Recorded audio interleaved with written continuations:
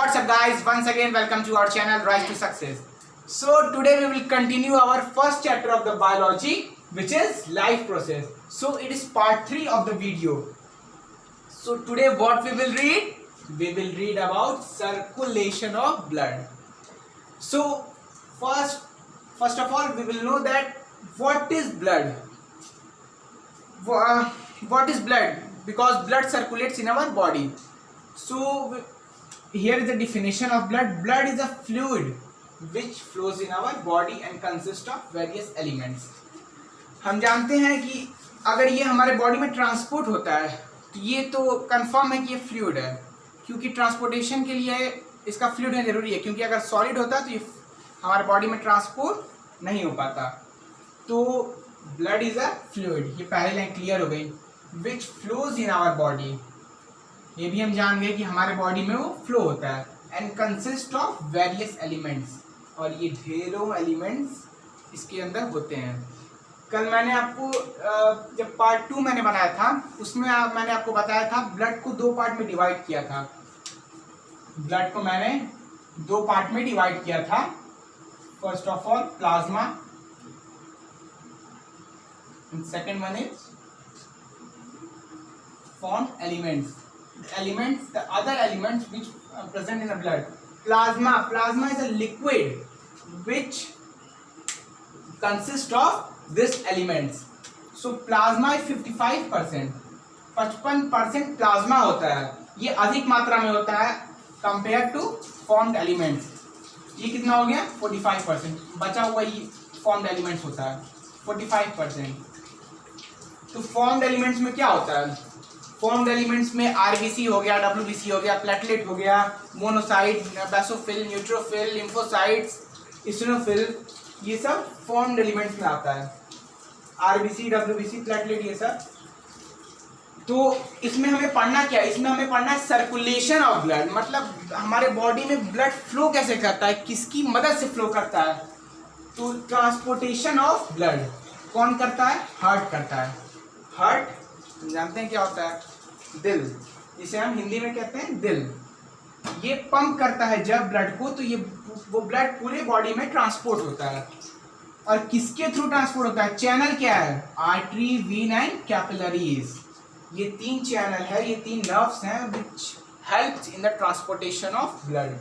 यही चैनल है जो ब्लड को ट्रांसपोर्ट होने में मदद करती हैं. तो अब हम देखेंगे कि सर्कुलेशन कितने टाइप का होता है. सर्कुलेशन 2 टाइप का होता है. मैं जा रहा हूं लिखने उन दोनों सर्कुलेशन के नाम. Types of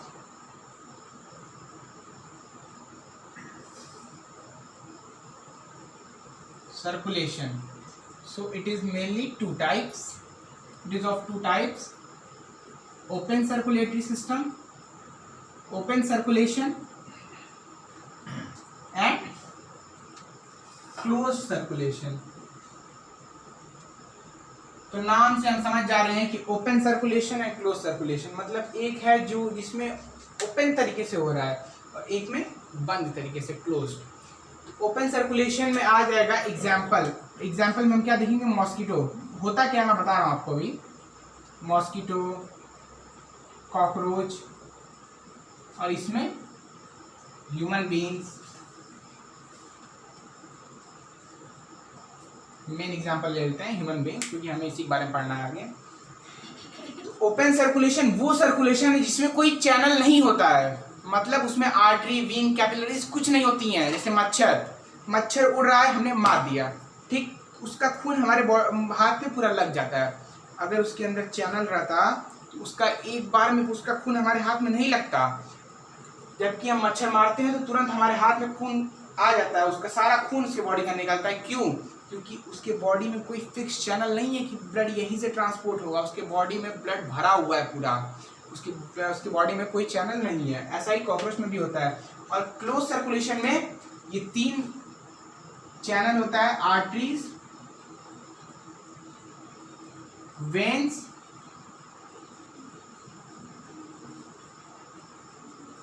capillaries. ये 3 चैनल होता है जो वो सर्कुलेशन में मदद करता है।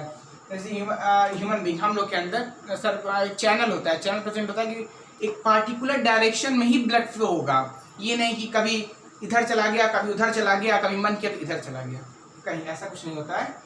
एक पार्टिकुलर चैनल होता है जिसके हिसाब से ब्लड मूव होता है हमारे बॉडी में। तो अब हम आगे बढ़ेंगे।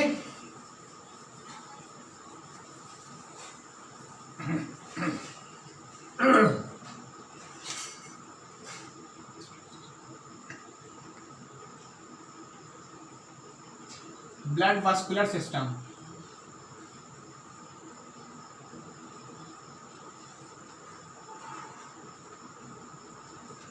फर्स्ट ऑफ ऑल इसको भी दो पार्ट में डिवाइड करेंगे हम, ब्लड वास्कुलर सिस्टम को। एक हो गया सर्कुलेटरी सिस्टम, ये हम अपने ह्यूमन बॉडी में देख रहे हैं। एक हो गया लिम्फेटिक सिस्टम।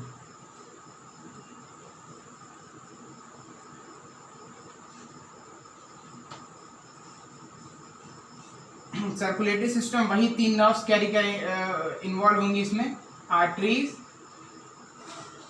वेन्स, कैपिलरीज, यही 3 इसमें नर्व्स इन्वॉल्व होंगी सर्कुलेशन में, सर्कुलेटरी सिस्टम हम जानते हैं। और लिम्फेटिक सिस्टम क्या होता है? लिम्फेटिक सिस्टम में क्या होता है कि जो हमारे मतलब हमारे टिश्यूज होते हैं, जो वेरी कॉम्प्लेक्स टिश्यूज होते हैं, उसमें हमारी कैपिलरीज जानते हैं हम, छोटी छोटी एकदम बहुत पतली पतली नर्व्स होती हैं, तो वो भी ब्लड ट्रांसपोर्ट नहीं कर पाती हैं क्योंकि वो बहुत कॉम्प्लेक्स टिश्यूज होते हैं। उसके अंदर तक हर जानते हैं टिश्यू सेल से बनी होती है, तो एक एक सेल्स को ब्लड चाहिए, तो वो हर सेल्स तक ब्लड नहीं पहुंचा पाती है कैपिलरीज। तो लिम्फेटिक सिस्टम इसमें इन्वॉल्व होता है। वो किस तरह से होता है?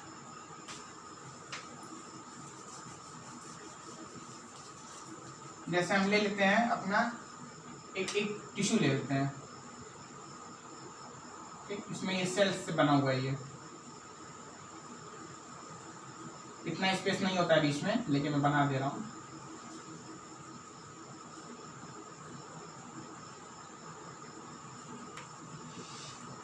तो ये कैपिलरीज ब्लड लेके आ रही है, ठीक, ब्लड फ्लो हो रहा है, ऑक्सीजनेटेड ब्लड है ये, कि इन सेल्स को सारे सेल्स को ब्लड चाहिए। तो ये पूरा कॉम्प्लेक्स टिश्यू है, पूरा पैक्ड है, तो इसमें ये कैसे जाएंगी? लिम्फेटिक सिस्टम की मदद से। यहां से ये बाइफ्रक्चुएट हो जाएंगी।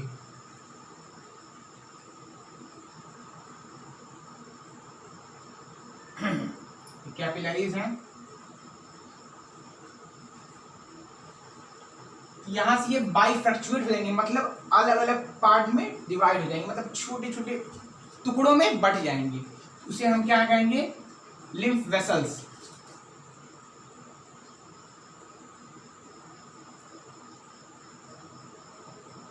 इसे हम कहेंगे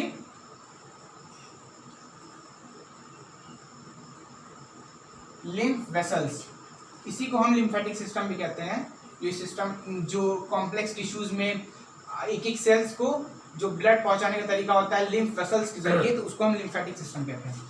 तो ये सब जब हर एक सेल्स को ब्लड पहुंचा देती हैं, तो फिर आके यहाँ पे मिलती है कैपिलरीज, फिर यहाँ हो जाती है, फिर ये आपस में मिलकर यहाँ कैपिलरीज बन जाती हैं। तो मतलब इसके अंदर ही लिम्फेटिक सिस्टम का काम हो रहा है, लिम्फ वेसल्स का काम है कि हर सेल्स को ऑक्सीजनेटेड ब्लड प्रोवाइड करें। तो अब हम नेक्स्ट क्या देखेंगे? हमने ओपन सर्कुलेटरी सिस्टम देख लिया, क्लोज सर्कुलेटरी सिस्टम देख लिया, ब्लड वास्कुलर सिस्टम को भी 2 पार्ट में डिवाइड करके सर्कुलेटरी सिस्टम और लिम्फेटिक सिस्टम को भी देख लिया। अब हम नेक्स्ट देखेंगे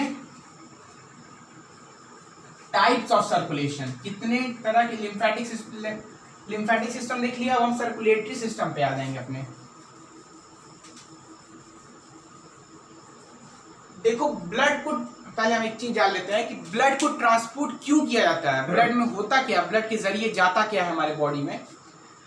तो ब्लड एक कनेक्टिव टिश्यू है हमारे बॉडी में, और ब्लड के जरिए हमारे न्यूट्रिएंट्स, जो डाइजेशन प्रोसेस होता है उसमें हमने देखा विलाई से कैपिलरीज कनेक्ट थी। तो विलाई जब न्यूट्रिशन एब्जॉर्ब कर रहा था, तो वो ब्लड में ही छोड़ रहा था, मतलब कि वो सारे न्यूट्रिएंट्स ब्लड के जरिए फ्लो हो रहे हैं हमारे सभी सेल्स में। तो ब्लड के जरिए न्यूट्रिएंट्स, सॉल्ट्स और हार्मोन्स वगैरह सब मतलब ब्लड के जरिए ही ट्रांसपोर्ट होता है, तभी इसको फ्लूइड मीडियम कहा गया है। तो हम देख लेते हैं types of circulation.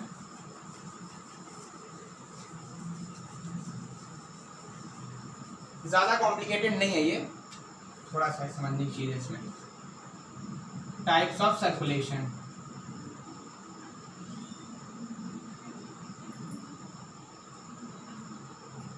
so we will divide it, let's see, single circulation, incomplete circulation,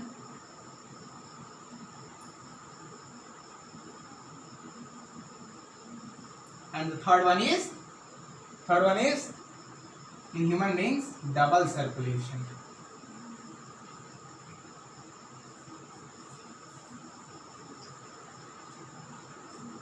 so single circulation क्या होता है, इनकम्प्लीट सर्कुलेशन क्या होता है और डबल सर्कुलेशन क्या होता है। डबल सर्कुलेशन तो हम आगे पढ़ेंगे, उसको अच्छे से डिफाइन भी करेंगे कि कैसे कैसे ये हमारे अंदर ही चलता है। तो कैसे कैसे चलता है इसको तो हम पढ़ेंगे। पहले हम जान लेते हैं सिंगल सर्कुलेशन क्या होता है। सिंगल सर्कुलेशन वो सर्कुलेशन है जिसमें हम जानते हैं हमारे हार्ट को 4 चैम्बर में डिवाइड किया गया है, तो जिसका नाम है एक साइड तो लेफ्ट साइड हो गई, एक राइट साइड हो गई। उसको लेफ्ट ऑट्रियम, ऊपर वाली लेफ्ट ऑट्रियम, नीचे वाली लेफ्ट वेंट्रिकल।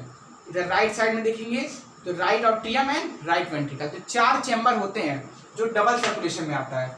और सिंगल सर्कुलेशन में जिसमें सिर्फ 2 ही चैम्बर मौजूद हों, जैसे एग्जाम्पल फिश, मछली के सिर्फ 2 चैम्बर हार्ट होते हैं, 2 चैम्बर्ड हार्ट मछली के पास होते हैं।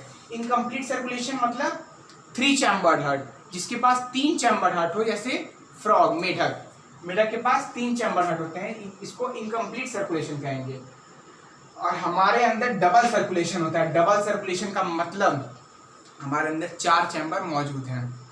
तो 4 चैम्बर किस लिए होता है, मान लो जैसे हम लोग देख लेते हैं, ये एक हार्ट को ले लेते हैं, जैसे 4 चैम्बर डिवाइड कर दिया हमने। ये ये राइट साइड है, right atrium, right ventricle, left atrium, left ventricle. तो ये 4 पार्ट में क्यों डिवाइड किया गया है? ऐसा रहता है कि ये पूरा ये लाइनिंग हटा दिया जाए, ये पूरा ये समझ लो एक हार्ट मैंने ले लिया, इस तरह से नहीं होता है। लेकिन ये एक मान लो ये पूरा हार्ट है, इसमें पूरा ब्लड भरा हुआ है, इसी से ट्रांसपोर्ट हो रहा है, फिर इसी में आ रहा है। तो ऐसा नहीं होता है। ऐसा क्यों नहीं होता है? क्योंकि हम एक मल्टी सेलुलर ऑर्गेनिज्म है और हम और एनिमल्स के कंपैरिजन में हमें ज़्यादा वर्क करना होता है, क्योंकि एनिमल की कैटेगरी में ह्यूमन बींग्स को टॉप पे रखा गया है। तो हमें एनर्जी की ज़्यादा ज़रूरत होती है। तो अगर हम ब्लड को सेपरेट रखेंगे, ऑक्सीजनेटेड ब्लड और डीऑक्सीजनेटेड ब्लड को सेपरेट रखेंगे, ऑक्सीजनेटेड ब्लड हमारे बॉडी को काम में मतलब हमारे सेल्स ऑक्सीजनेटेड ब्लड को ही लेता है और डीऑक्सीजनेटेड ब्लड को नहीं लेता है। तो उसको अगर हम अलग अलग करेंगे तो ऑक्सीजनेटेड ब्लड से हमें एनर्जी मिलती है। तो अगर दोनों मिक्स हो जाएगा तो हमें पूरी भरपूर मात्रा में एनर्जी नहीं मिल पाएगी हमारे डेली रूटीन, मतलब हमें जो हमारे बॉडी को पूरी तरह चलाने के लिए एनर्जी नहीं मिल पाएगी। इसलिए ब्लड को सेपरेट किया गया है हमारे बॉडी में कि हमें भरपूर एनर्जी मिल सके। तो इनकम्प्लीट सर्कुलेशन फ्रॉग में देखा गया, हमने जाना ये फ्रॉग भी होता है जिसमें 3 चैम्बर हार्ट होते हैं। और डबल सर्कुलेशन मतलब ह्यूमन बींग जिसमें 4 चैम्बर हार्ट होते हैं। तो डबल सर्कुलेशन को भी हम 2 पार्ट में डिवाइड करेंगे। डबल सर्कुलेशन को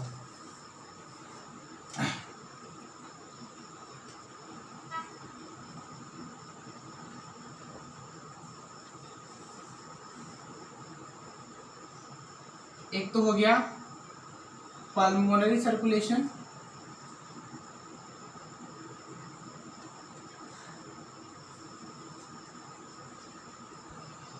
second one is systemic circulation.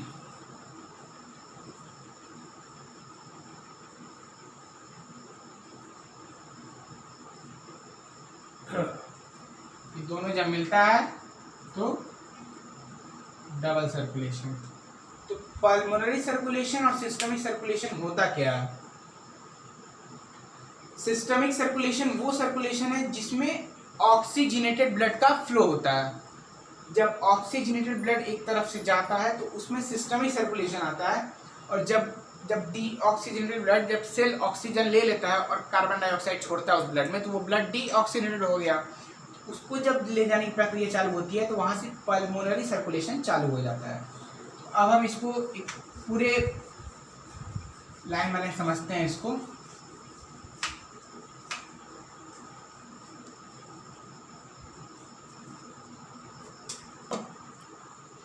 तो ये मैंने चार्ट ड्रॉ किया है कैसे कैसे कहाँ कहाँ ब्लड का फ्लो होता है।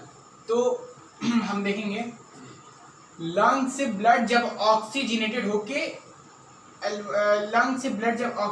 होके पल्मोनरी वेन के थ्रू लेफ्ट ऑट्रियम में जब आता है, लेफ्ट वाला कॉर्नर जो होता है, लेफ्ट वाली साइड जो होती है वो होती है ऑक्सीजनेटेड साइड, जहाँ ऑक्सीजनेटेड ब्लड होता है, और जो राइट वाली साइड होती है वो होती है डीऑक्सीजनेटेड ब्लड की, वहीं मतलब डीऑक्सीजनेटेड ब्लड प्रेजेंट होता है राइट साइड में। तो जब लेफ्ट ऑट्रियम में ब्लड आता है लंग से ऑक्सीजनेटेड होके, मतलब ऑक्सीजन लंग से उसमें ब्लड में आ जाती है, उसके बाद ब्लड ऑक्सीजनेटेड हो जाता है, तो वो लेफ्ट ऑट्रियम में आता है। उसके बाद बाइकस्पिड वॉल्व होता है, मतलब लेफ्ट वेंट्रिकल को और लेफ्ट ऑट्रियम को दोनों को सेपरेट करता है, दोनों को बीच में जो जगह बनाता है कि वहीं से ब्लड लेफ्ट ऑट्रियम से लेफ्ट वेंट्रिकल में जाए एक पाइप के थ्रू, उसको हम वॉल्व कहते हैं, जिसका नाम है बाइकस्पिड वॉल्व। फिर लेफ्ट वेंट्रिकल में जब ब्लड आता है तो लेफ्ट वेंट्रिकल से ऑर्टा, जिसको हम आर्टरी कहते हैं, ऑर्टा ब्लड कैरी करता है पूरे बॉडी पार्ट्स में, हर एक सेल्स में, तो ऑल बॉडी पार्ट्स। उसके बाद जब ये ऑल बॉडी पार्ट से जब ऑक्सीजन, जब ब्लड से ऑक्सीजन जब हर सेल्स ले लिया, अब वो कार्बन डाइऑक्साइड रिलीज करेगा, तो कार्बन डाइऑक्साइड, तो वो ब्लड क्या बन जाएगा, इम्प्योर ब्लड बन जाएगा, मतलब डीऑक्सीजनेटेड। तो वो ब्लड को वीन कैरी करेगा, वीन्स कैरी किया कहाँ छोड़ेगा, राइट ऑट्रियम में, राइट साइड में। तो राइट ऑट्रियम में जब छोड़ेगा तो उसमें ट्राइकस्पिड वॉल्व होता है राइट वेंट्रिकल और राइट ऑट्रियम के बीच में, जिसमें से ब्लड राइट ऑट्रियम से राइट वेंट्रिकल में फ्लो करेगा, राइट ऑट्रियम से यहाँ ट्राइकस्पिड वॉल्व के थ्रू राइट वेंट्रिकल में। तो राइट वेंट्रिकल में ये डीऑक्सीजनेटेड ब्लड हो गया, तो इसको ऑक्सीजनेशन के लिए कहाँ जाना पड़ेगा, लंग्स में जाना पड़ेगा। तो उसको कौन ले जाएगा, पल्मोनरी आर्टरी, इसका नाम है पल्मोनरी आर्टरी।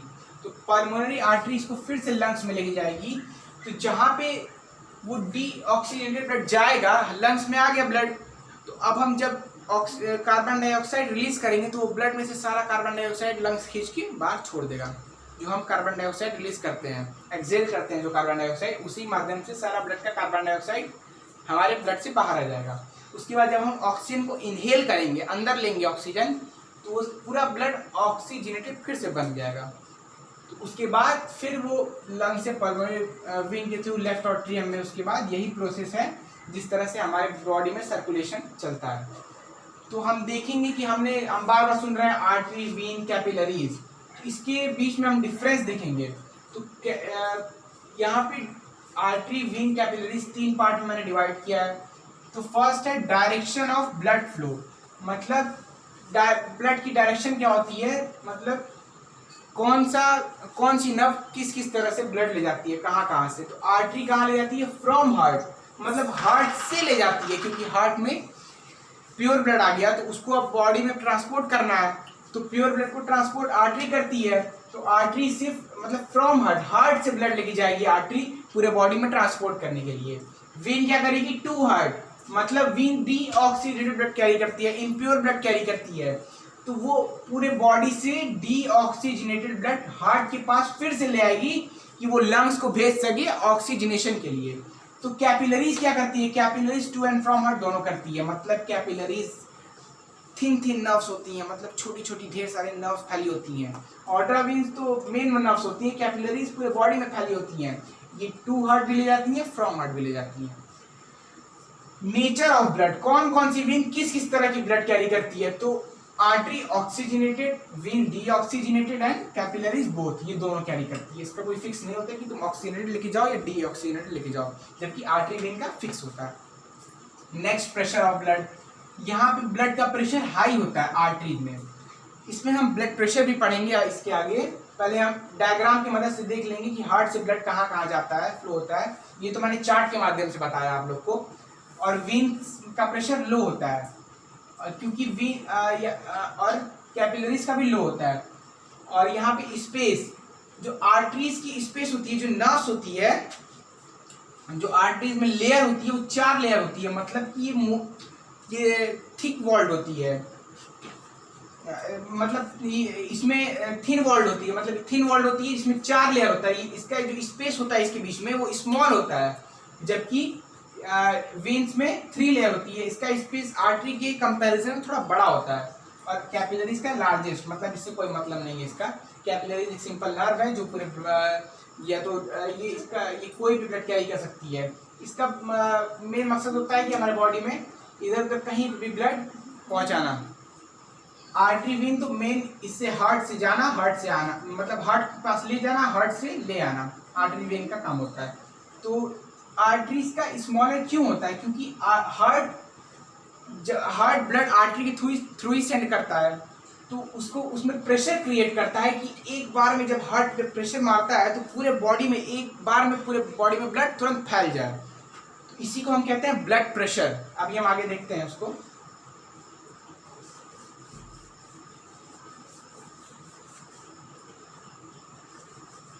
हम आगे जा रहे हैं हार्ट का डायग्राम ड्रॉ करने, जिसकी मदद से हम आपको बताएंगे कि कैसे कैसे ब्लड फ्लो होता है हमारी बॉडी में।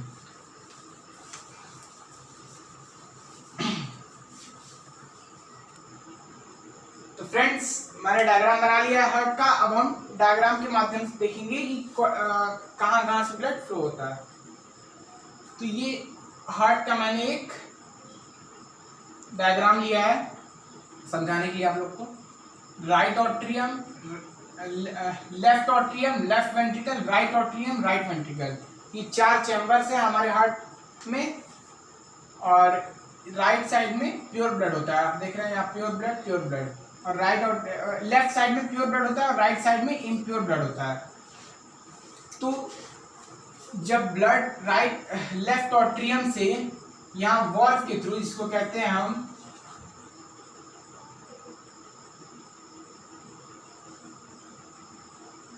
बाइकस्पिड वॉल्व और मित्रिन वॉल्व, MITRIN, मित्रिन वॉल्व।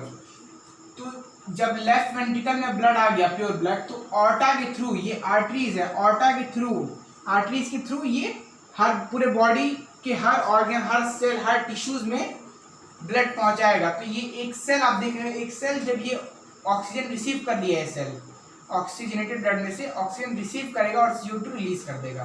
जब CO2 रिलीज करेगा तो ये फिर से वापस राइट ऑट्रियम में ब्लड आ जाएगा। तो राइट ऑट्रियम में अब इम्प्योर ब्लड आ गया। अब इम्प्योर ब्लड यहाँ पे ये ट्राइकस्पिड वॉल्व हो जाएगा।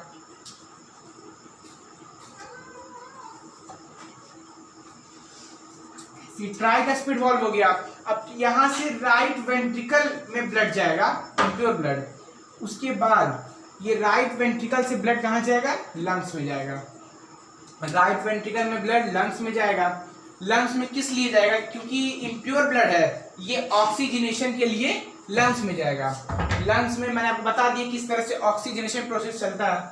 उसके बाद जब ये ब्लड जब ऑक्सीजनेटेड बन जाएगा, जब इसमें से कार्बन डाइऑक्साइड निकाल दिया जाएगा और ऑक्सीजन इसमें आ जाएगा, इसके बाद ये ब्लड जब ऑक्सीजनेटेड ब्लड बन जाएगा लंग से, तो ये फिर जाएगा वापस लेफ्ट ऑट्रियम में। उसके बाद फिर बाइकस्पिड से लेफ्ट वेंट्रिकल में। उसके बाद ये प्रोसेस चलता रहेगा। तो ये पूरा प्रोसेस है सर्कुलेटरी सिस्टम का। अब हम देखेंगे ब्लड प्रेशर। तो ब्लड प्रेशर भी हम आ गए। ब्लड प्रेशर होता क्या है? The force that blood exerts against it walls of the vessels.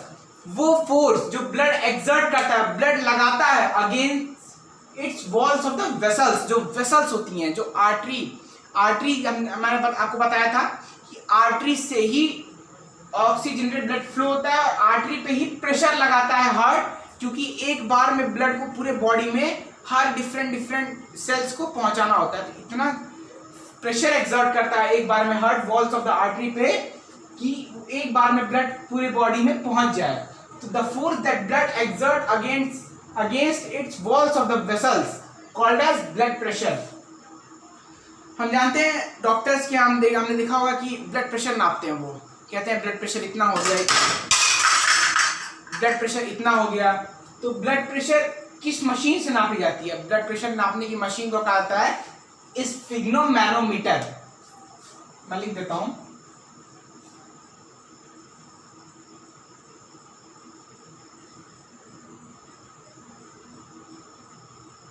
Sphygmomanometer. ये ब्लड प्रेशर मशीन को कहा जाता है, इससे हम ब्लड प्रेशर नापते हैं। तो arteries are thick walled, veins are thick walled, मैंने आपको बता दिया पहले ही। तो सिस्टोलिक एंड डायस्टोलिक प्रेशर क्या होता है? सिस्टोलिक प्रेशर होता है, नॉर्मल सिस्टोलिक प्रेशर होता है 120 mmHg, ये ब्लड प्रेशर की भाषा में इसको लिखा जाता है mmHg, और डायस्टोलिक प्रेशर होता है 80 mmHg। तो सिस्टोलिक प्रेशर होता क्या है? जब हार्ट प्रेशर एक्सर्ट करता है एक बार में, मतलब हार्ट एक्सर्ट किया प्रेशर, इसको सिस्टोलिक प्रेशर कहेंगे, रिलीज किया diastolic pressure. Systolic pressure, diastolic pressure, तो इसी को सिस्टोलिक प्रेशर डायस्टोलिक प्रेशर कहते हैं। नॉर्मल कितना होता है 120 mmHg और सिस्टोलिक प्रेशर, और नॉर्मल डायस्टोलिक प्रेशर 80 mmHg।